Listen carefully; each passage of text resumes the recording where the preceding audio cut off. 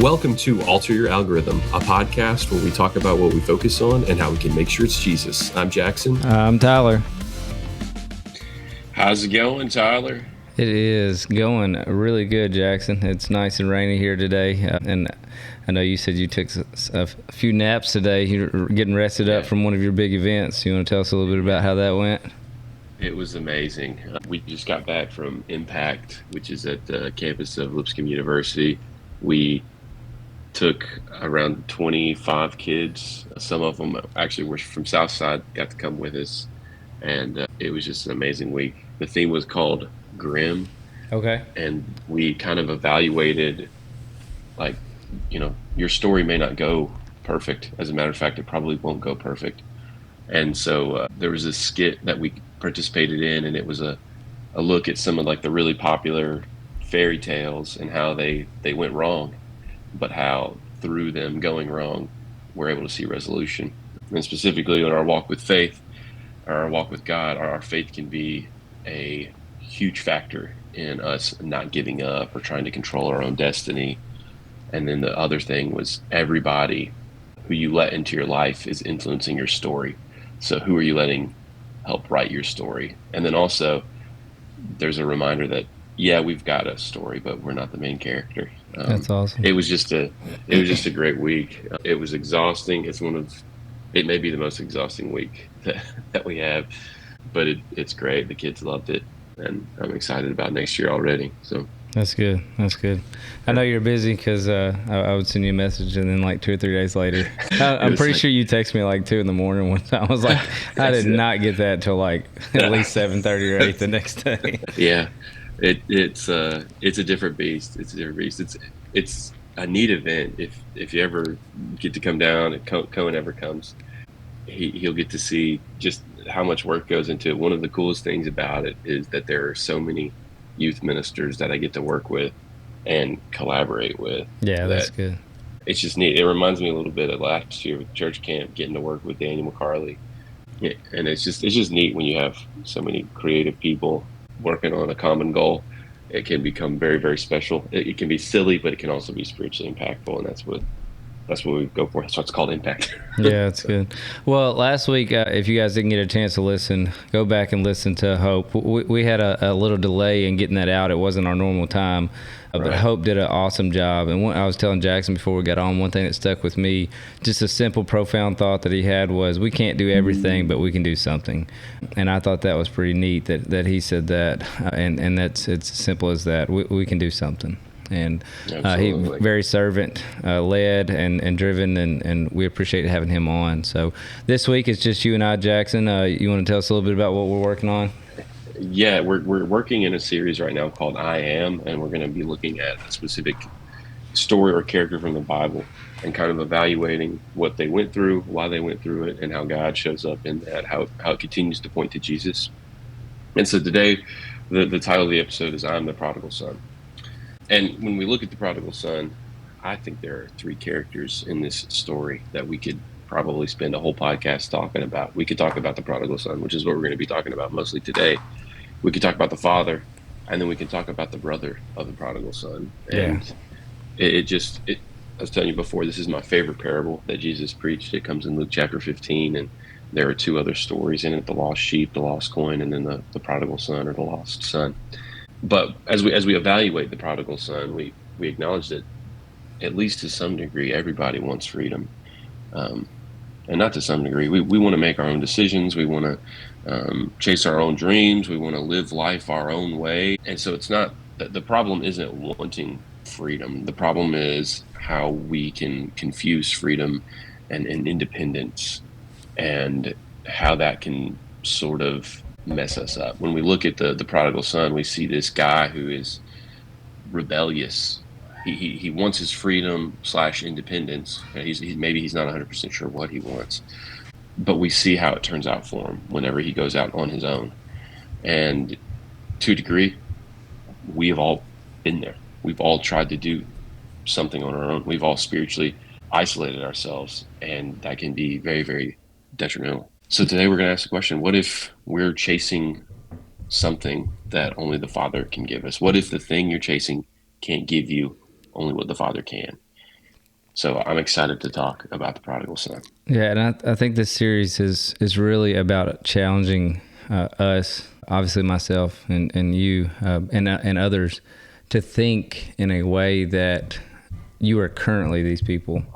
Obviously, you could say I've been the prodigal son, or I've been the younger brother, but think of it in a way of you are currently these people. So whenever we're going through this today, and it's not, I mean, this is not. We're just doing this as a challenge, and the great thing about it is we still have grace in Jesus, and at the end of the day, we just strive to be better. But our driving scripture for today is Luke 15:17. When he came to his senses, he said, "How many of my father's hired servants have food to spare, and here I am starving to death?" I bolted when he came to his senses, and I think just that was the turning point. It wasn't that he ran out of money. It wasn't that his friends disappeared, or the grass just wasn't greener on the other side. The turning point came whenever he saw the situation clearly. And sometimes the greatest thing is not necessarily a change in circumstances, but it's just our change in perspective. He was looking for something that only the Father could give. And when you talk about when he comes to his senses, like everybody reading this story knows from the get-go, you've got somebody who is wanting their money before they're, fully grown or whatever. Right. We know how this story's going to go. It's not going to end well. And we see that happen with so many people today. It's definitely about, eventually, sometimes you just come to your senses and you see that, okay, this isn't how I needed to live my life. I mean, just thinking about coming to our senses, a lot of times whenever we're thinking about, just even thinking about things being more appealing than they really are. Or a lot of times we have the mindset that if, once I'm older, I'll do this, or once I have more money, I'll do this, or when things slow down, I'll do this. Those things never happen, right? So, as I say, they never happen like how we think they will. Right. Especially when we are trying to do the will of God.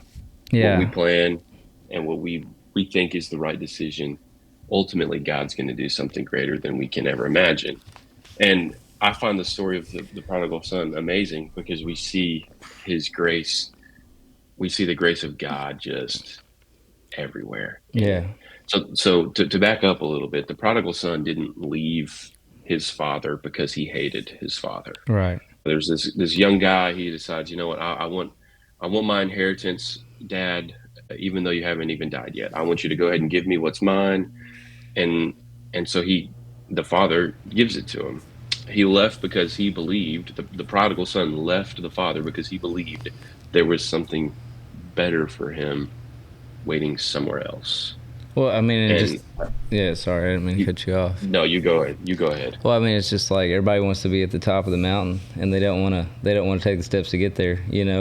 Thinking about, we're the prodigal son more than we would really like to, admit. I mean, some of us want to shed a few pounds as quickly as possible, or don't want to keep the discipline to do it. We want to be able to bench 300 pounds without doing the work to get there, or that's just some vain things to think about. You want to be a boss of an organization without stepping through the process. Like, you have to learn how to be certain, fill certain roles before you can have that ultimate role. I mean, sometimes it's chasing success or relationships or approval or money or comfort or control. I mean, we all have those things that, are appealing to us or whatever. But what's great about this story is we like to assume that we're the younger brother, and we're disappointed that, he ran off, right? And he wanted his inheritance early, and he squandered it off. But I mean, we're a society that wants everything as quickly as possible, even information. We want it now. We want it yesterday. So I think we can relate to the prodigal son a lot better than we like to admit. For sure. I think, and to try and think about it from what you're saying is a spiritual perspective, because there's so much vanity in the story of the prodigal son. But trying to think about, like, the inheritance that we've been promised is a home in heaven with Christ. Right. And that's what we should be striving towards. And so obviously the prodigal son is putting things in his way that are making that very, very difficult to do. And so it's so important for us to realize that we need to avoid those things, but also we don't need to take what the Father has given us and or what he's promised us and not live like he has promised us that. This younger brother, the prodigal son, is just thinking if I had that, he'd finally be happy. He goes to this far country. He thinks it's gonna be great and awesome, and it's just not. And we, like you were saying, we all have that. We all have that place. Right.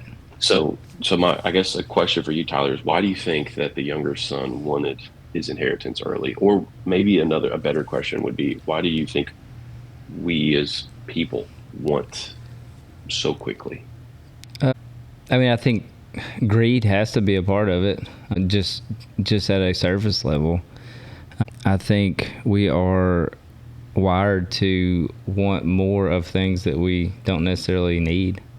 Like, I mean, I mentioned, I just think about, let's say that you have a goal and you reach that goal. And this isn't a bad thing, but I mean, you reach that goal. Let's just say, I want to go run a mile in 6 minutes, and I work really hard and I go do it, and then what?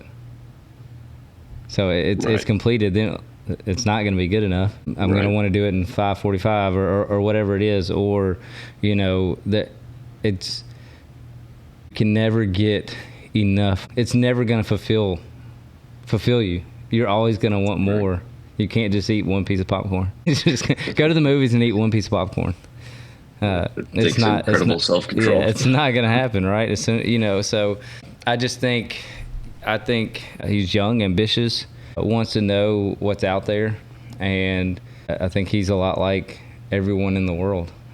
I just think he wanted to see what was on the other, out there, and he took the risk to do so, and we know how the story ends, and that's what's great about our Father, right? Yeah. And that's what we're going to talk about as we move forward. So what do you think he was actually searching for?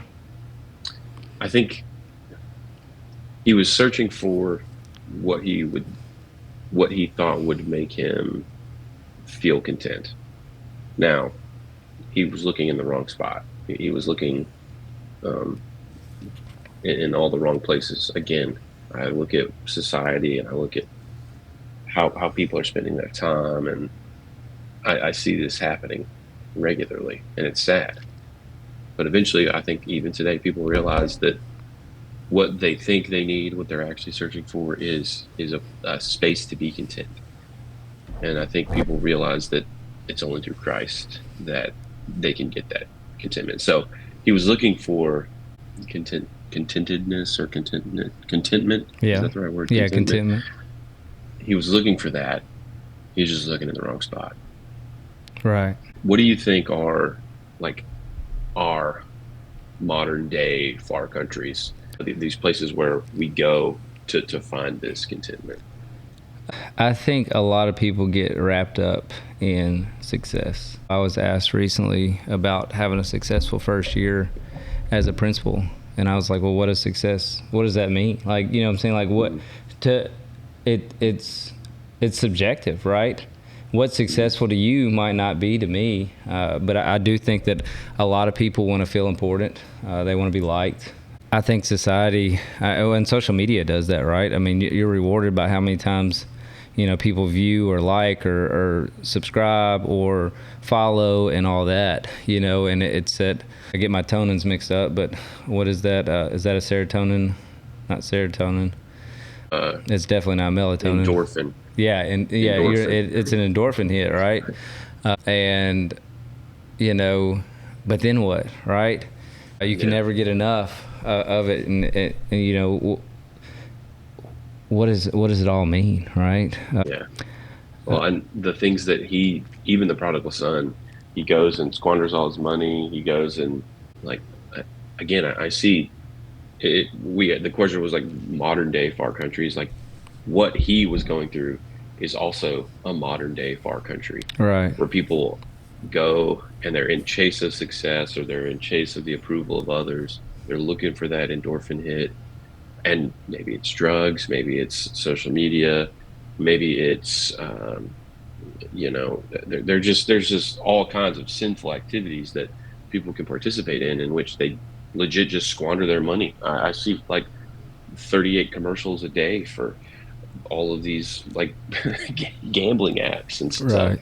And I'm just like, how many people who are my age and younger are seeing this as a way to get rich and be able to set themselves up, and then before they know it, they're addicted to it. And it's just like it's this thing where we could literally lose the things that God has blessed us with, and we were not being good stewards of what he's given us. And so Right. even the things that the Bible is timeless, and the things that he was struggling with, we also can struggle with too.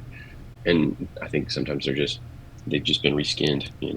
Yeah, it's like he wanted what belonged to him and was ultimately going to come to him, but he wanted it his time, right, and not the right time or God's time. A lot of times we pray, God, give me the blessings, but without wanting the process. They just want the blessings, right? Or they want the promotion without the preparation, or the marriage without maturity. They want the platform without having the character first. Or a lot of times we're more interested in God's gift than God's timing.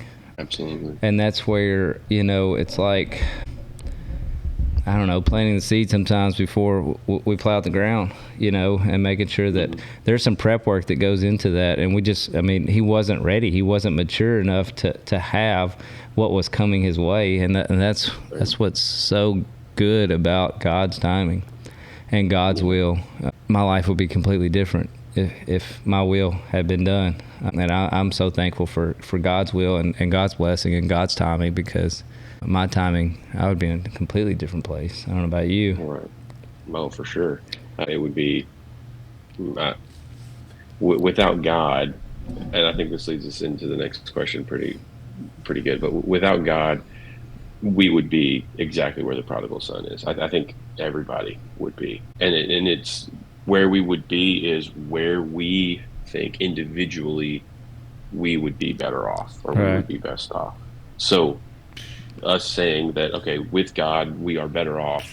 Why do people believe that something else was going to satisfy them? Yeah, I don't know. And that's the thing. If we put our, the one thing that's going to be there is God's love, right? If we put our, let's just say our health or our looks, above all things, and we get older, then what? Right. Or if we, go all in and all we focus on is our spouse, and then our spouse gets sick and dies, then what? Or our kids, and they get older and then they go get married. And, that's why it's very important that we put that. All these things are great things, and we must and need to enjoy those, but that's why it's important to have Christ as that foundation of those, and having Jesus as being able to communicate with or back and forth with as guidance and things of that nature. I don't know, just the worldly things can't satisfy us. That relationship with Jesus Christ can. Yeah, I think there are lies that are preached by the enemy, and sometimes they just look enticing, and people are drawn to it, and so beware. So, have you ever chased something and discovered it wasn't what you thought it would be? Absolutely. I think everybody's done this, and maybe they're in the midst of it and they don't see that it's something that's not God-filled. I can think of at least two things off the top of my head, and it's just this idea that if I am able to reach the pinnacle of this, I'll be satisfied. Yeah. And it's like you were saying, that pinnacle is unreachable. There's always going to be somebody who is, quote unquote, better than you. There's always going to be somebody who can run faster. There's always going to be somebody that just can and you can't. Or maybe you are the quote unquote best at something, well, eventually time's going to catch up and you won't be anymore, you know? Whenever we chase those things, it is inevitable that you're going to discover that it's not what you thought it would be, unless what you are chasing is Christ. Right. Well, and, you know, in this story, the prodigal son left and the father, he didn't chase him, right? It's kind of an interesting observation. The father never ran after him into the far country. He let him choose. But whenever he saw the son and the son, you know, had turned to come home, the father ran then. And it just kind of shows you God's not going to force you to come home, but he'll never let you walk alone. Absolutely. Or walk home alone, you know. So that's pretty powerful and important. Beautiful. There. It's beautiful. That's the last question that we were going to talk about is while he was still a long way off, the prodigal son is working up this speech in his head. Yeah. And he's saying, okay, what I'm going to tell my dad is, I'm so sorry that I did what I did. Will you please hire me as one of your servants? Yeah. Will you please hire me as somebody who works for you? That way I can at least eat. And the father sees him a long way off, and he runs to meet him. And that's what I imagine it's like for God when he sees his children come to him. Yeah. It's just this celebration. And that's what they do. They get together. The father says, let's kill the fatted calf. Let's throw a party. My son has returned. And it is such a joyful experience when somebody comes back. We should be at that party, like pumped up and just glad and letting them know, like, okay, this is the space. This is where you're supposed to be.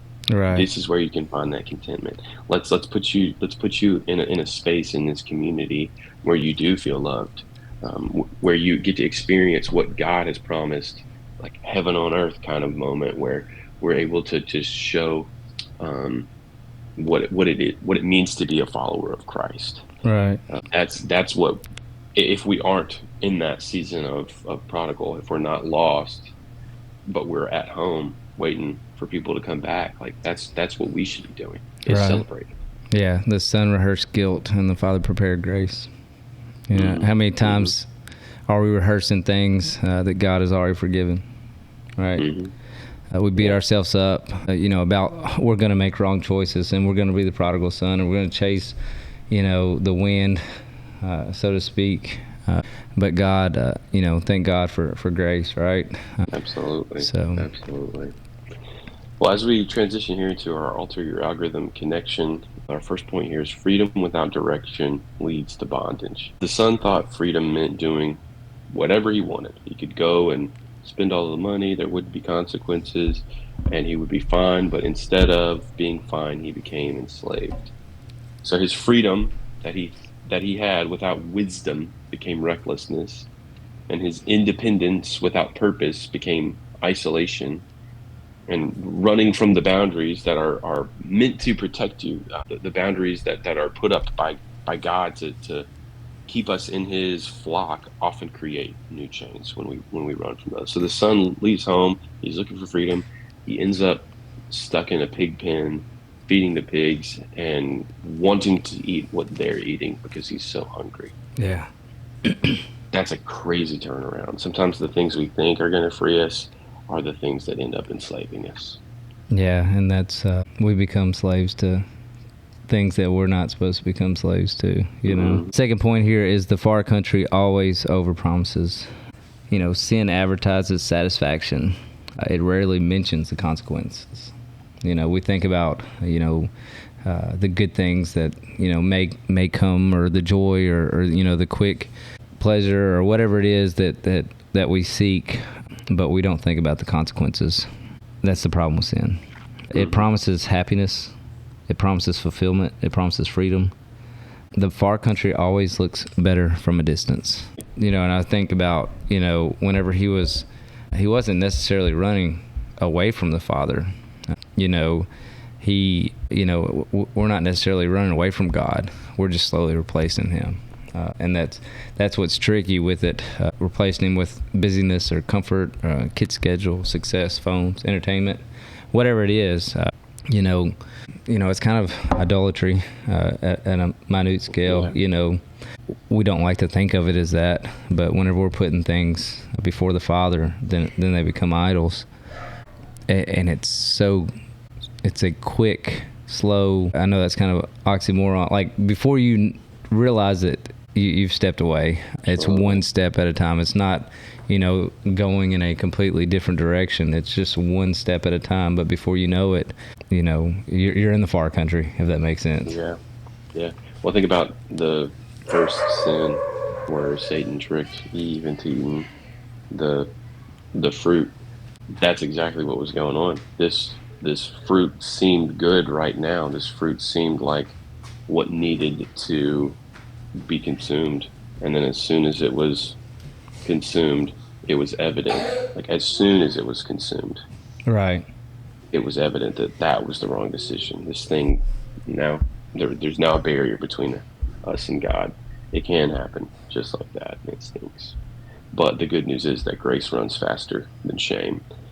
So the son comes home, he's preparing this speech, and he's trying to, figure out what am I going to be able to say so that my father will show me a little bit of grace. And he doesn't even get a chance to say a word. The father comes running to him, and the son is ready to give his speech, and he says a few words, and his father's like, stop. Let me tell you what we're going to do. We're going to celebrate your return. Shame says hide, but grace says come home. Shame says you've gone too far. Grace says you're still my child. God runs to us, not because we have earned forgiveness, but because we never stopped being his child. And that's exactly what's represented in this story, is this child has always been the child of that father. And that father loved that child no matter what.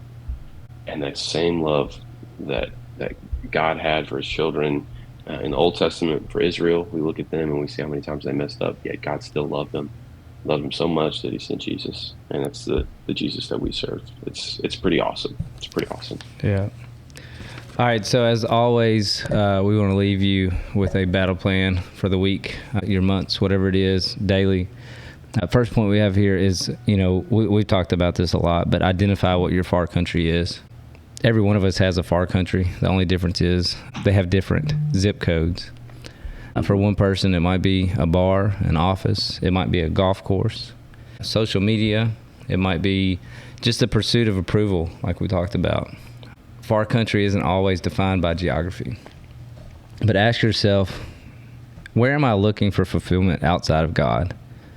Is it success or comfort or approval? Is it in relationships or control? We can't return home until we're honest about where we've wandered off to. And it's one step. For every step that we take away, we got to take two coming back towards God. So we just got to watch it. Yeah, and we have to pay. That's the second point. Pay attention to drift. Nobody wakes up in the Big Bend. It is one decision at a time that gets us there. And so there are a bunch of things that can lead us to that without us even realizing. Neglected prayer, inconsistent worship, compromised priorities, little distractions here and there can get us there before we even realize it. So beware of that. We were at Impact. David Skidmore did a lesson, and he has this thing that he does with his youth group. It's called 5-4-3-2-1. And he had a parent ask him one time, what is your youth group going to do for my kid? And he was like, hold on, let's talk about this for a second. What is my youth group going to do for your kid? No, my youth group's not going to do anything for your kid. Your kid is going to be a servant in my youth group, in the sense that, like, that's what I hope they realize that they should have a servant heart, but they're also not going to do that unless they show up. That's like the number one thing is showing up. And I'm like, oh man, I love that. I'm gonna take at least bits and pieces of that and apply it to youth group. But it talked about how it's important to have people. He talked about how it's important to have people in your life who pour into you, who you also pour into, because when you do that, it's a whole lot harder to drift. Like accountability is a big part of that. Accountability keeps you from drifting. For sure. All right. Last point here, or last part of our battle plan is take one step home. The son didn't have everything figured out. He simply got up and started walking. Pray again. Open up your Bible again. Re-engage with church. Have conversations you've been avoiding. you don't have to have it all together. Just start walking. And like we mentioned, God's gonna meet you there, and He's gonna walk back with you. Find you an accountability partner, like you mentioned. But there's some part of our life that we are the prodigal son. Identify it, pay attention to the drift, and take one step home. Yeah. Well, the other thing that we don't realize when we're talking about the prodigal son, we see how physically he was affected. He lost all his money, and he's now working at a pigsty. We need to realize how spiritually desperate we are, or how spiritually desolate we are without Christ. And so that's what should be drawing us home. Right. And we don't have to have it. We don't have to have it all figured out.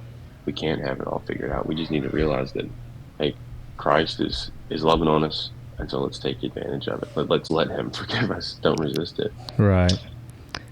As we close this episode, we like to give you a challenge. Ask yourself this question: what have I been expecting to satisfy me that was never designed to?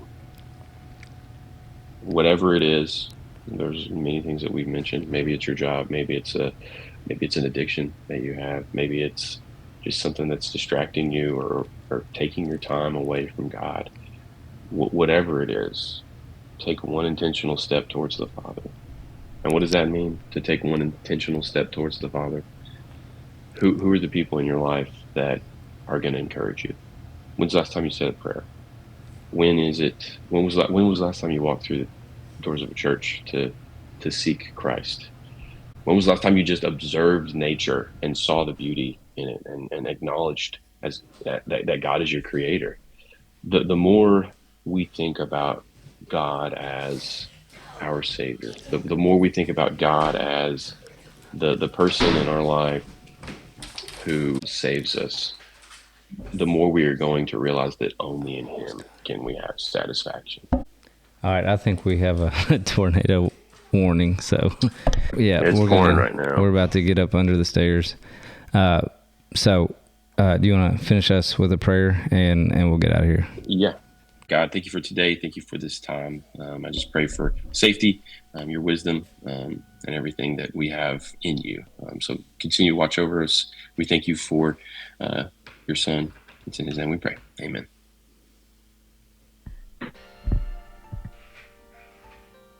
Thanks for tuning in to another episode of Alter Your Algorithm. We hope you found inspiration for your journey today.